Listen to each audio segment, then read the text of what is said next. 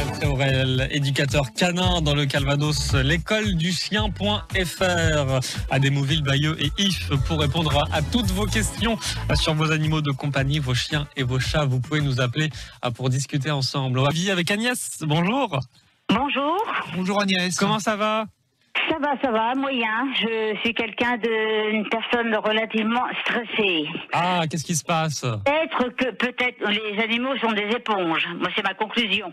Ouais. Donc, j'en ai deux. J'ai Chippy, que j'ai récupéré depuis 5 ans. Elle était, je sais pas abandonnée, mais enfin, elle était restée avec son maître sans aucun soin. Rien. Oh. Elle l'oubliait quelquefois la nuit dehors. Et mes voisins me disaient, ah là là, que t'aurais-tu pas emmener Chippy? Elle aboie tout le temps. Je l'ai récupérée dans un état pitoyable, je dis bien pitoyable, pas entretenue, pleine de puces, amaigrie. Là, elle a changé du tout au tout. Mais vous avez récupéré la petite Chippy, vous avez un deuxième chien aussi ? J'ai une petite DS que j'ai adoptée entre-temps. Avant, j'avais adopté DS à la SPA de Verson, qui était destinée à la reproduction. Une petite bichon qui est mignonne, adorable, mais qui, elle, n'a pas été sociabilisée du tout. Mais elle est adorable, je ne l'entends jamais. D'accord. Et pour la sociabiliser, croyez-moi qu'il a fallu de la patience. Donc le souci, c'est plutôt Chippy qui aboie tout le temps. Chippy qui aboie sans arrêt. Je me suis documentée, j'ai acheté un livre très intéressant. Pourquoi les aboiements intempestifs? Et c'est tout le temps. Eh ben, on va essayer de vous aider, Agnès. À ma porte, ne pas sonner à cause de Chippy qui aboie sans cesse, qui dérange le voisinage. C'est vrai que c'est fatigant, même pour moi, c'est usant.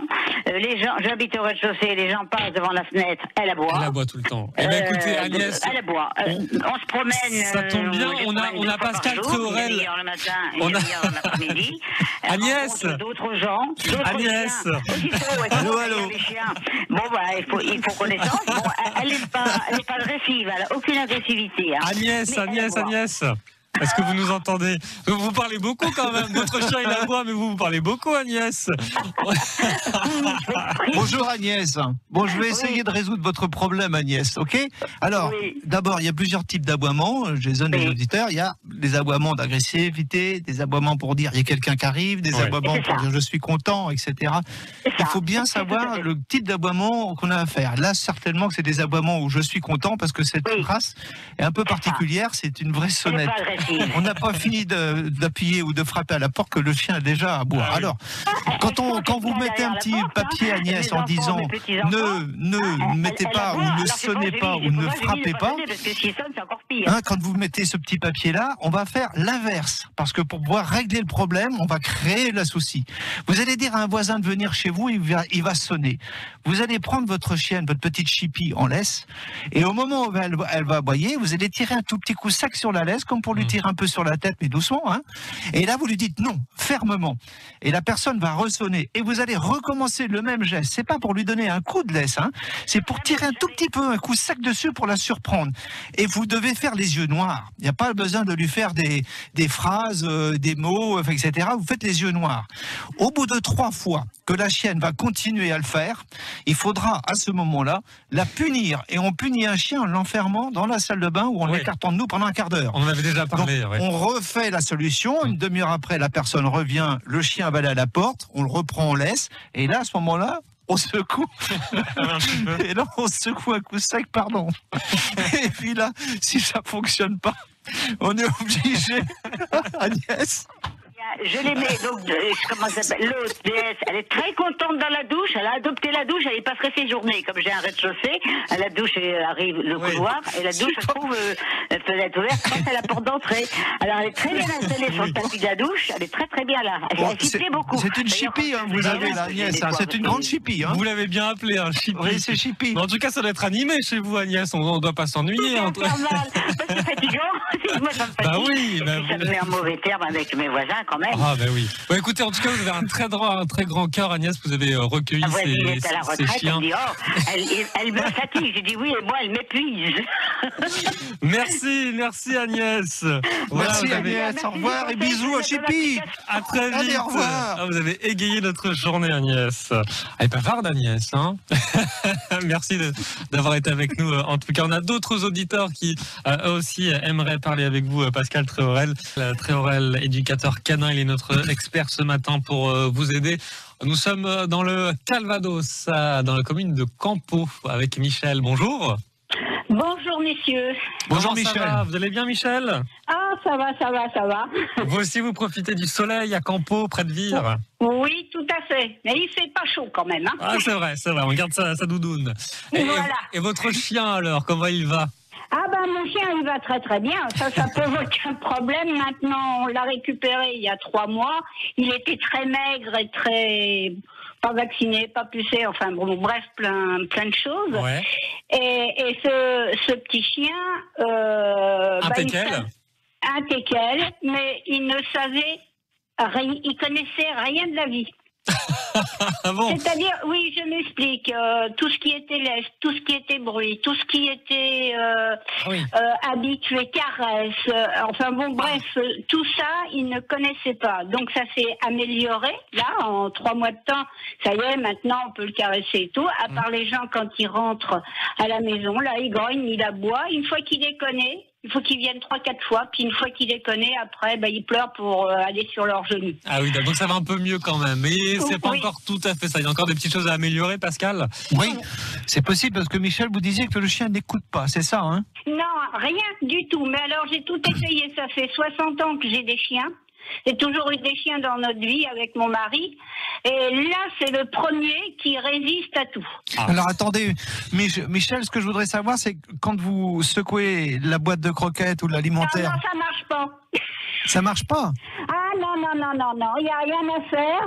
Que vous lui... j'ai essayé à l'approche avec des croquettes, avec tout ça, essayer de le récupérer. Mais il mange quand votre chien, Michel?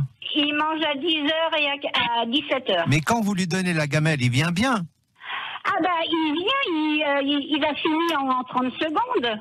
Oui, c'est ce que je vous dis, c'est qu'il aime bien la gamelle. Donc il vous écoute bien quand il s'agit de manger. Non, il n'écoute pas forcément, il voit la gamelle surtout. Ouais. Alors ce que vous allez faire... Il a une pendule dans son estomac. Hein, oui, parce que Michel, là, vous alors... voyez, il est 10h moins 10, excusez-moi.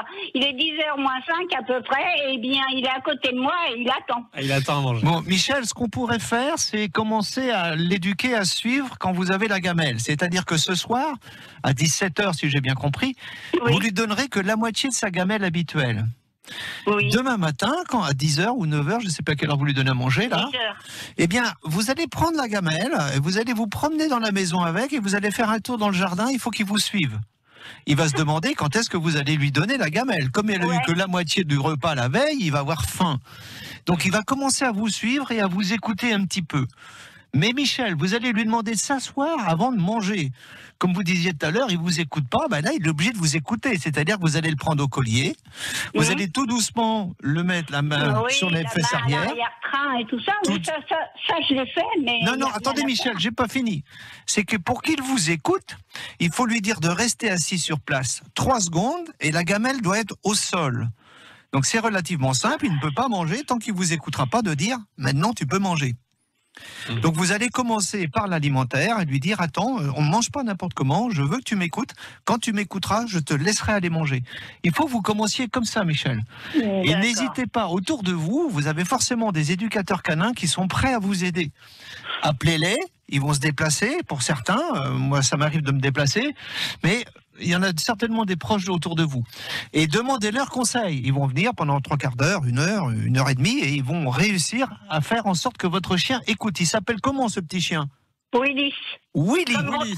Willis comme Bruce Willis, parce qu'il a le même regard, il s'interroge toujours. Bruce Willis. Bruce de son petit nom et Willy de son nom de famille. D'accord. Bon, Michel, mettez-moi ça en place, d'accord? Oui, d'accord, ok, mais j'y crois pas beaucoup, hein, parce que même dans le terrain, il a tout un tas de terrain et tout ça, et on est obligé de le coincer dans un coin pour pouvoir le récupérer. Oui, mais avec l'aliment, il ne pourra pas faire ça, il sera obligé de venir manger, hein. Ouais. Merci donc, beaucoup, Michel. D'accord. Voilà, une demi-gamelle à 17h, comme ça, il aura faim pour demain 10h, et vous faites un petit tour dans le jardin pour qu'il vous suive et qu'il s'assoie. Merci, Michel, à très vite sur France Bleu Normandie. Marie est avec nous dans le Calvados, à Rault. Bonjour, Marie. Bonjour. Bonjour, Marie. Un chien également. Voilà, moi j'ai un petit cavalier King Charles. Oui. Il y a 2 ans et demi. Et depuis un certain temps, il passe son temps à lécher le sol de la cuisine ou à la salle de bain, en fait. Donc, je m'interrogeais si c'était un problème de comportement ou un problème de santé. Oui, c'est plutôt un problème de comportement, Marie. Est-ce que le chien tourne autour de sa queue fréquemment? Non. Est-ce qu'il se lèche les pattes? Non plus. Bon, bah donc ça, vous allez pouvoir régler le problème. Quand il fait ça, qu'il veut lécher, il faut le changer d'idée. C'est un petit peu, vous savez, quand on se ronge les ongles, on est un petit peu inquiet et autres, on ne sait pas quoi faire. Donc on va appeler ça un toc, si vous voulez. Hein. Donc Ouais. dans l'idée, il faut lui changer l'esprit. Alors vous prenez un petit jouet qui fait poète-poète, un petit coin-coin là, hein, Ouais. et de sitôt que vous voyez qu'il commence à faire ce genre d'attitude, vous vous mettez à jouer avec la balle, vous vous mettez à jouer avec le coin-coin pour détourner son attention. D'accord. Et ça va fonctionner forcément. S'il se lèche pas les pattes, s'il tourne pas autour de la queue, ça va forcément fonctionner. Quelle couleur il est, votre cavalier King Charles? Et il est noir et blanc. Noir et blanc, d'accord. Il Et son- s'appelle comment? Oreo. Oreo. Ah, on va raconter ça, on est obligé. Pascal, il y a Gwendoline à la technique qui nous a fait des cookies Oreo. Oui. Qui était excellent d'ailleurs, qui était C'est excellent. très bien. Vous pouvez essayer chez vous également. Cookies Oreo. C'est un petit peu pour ça qu'on a choisi ce prénom. Puisque Ah oui. Et puis tes grandes oreilles. Voilà, super. Mais mettez ça en pratique. Hein. Détournez l'attention du chien quand vous voulez pas qu'il fasse quelque chose. Hop, on détourne l'attention du chien et ça fonctionne. Merci D'accord. beaucoup, Marie. Je vous remercie. À très vite sur France Bleu. Merci beaucoup, Pascal, d'avoir été avec nous. À très vite. On rappelle écoleduchien.fr. Vous êtes un peu partout dans le Calvados, à Démouville, Bayeux et If. Merci, à très vite. Merci, à la prochaine fois. Demain,